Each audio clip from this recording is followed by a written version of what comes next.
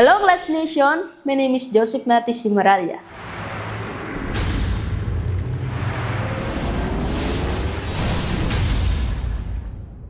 Sumali po ako ng The Clash Teens para po ma-testing ko po yung pagkakanta ko po ngayon since The Clash Teens po is advanced level po na competition. Gusto rin po ng pamilya ko po na ma-testing po yung abilidad ko po sa pagkanta dahil po pangarap ko po talaga maging singer.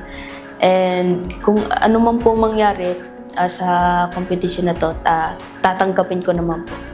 Ang kaya ko po gawin po para po di matalo dito is mag-improve pa po at ma-take in yung mga advices po or lessons na mabibigay po sa akin at wag po sumuko.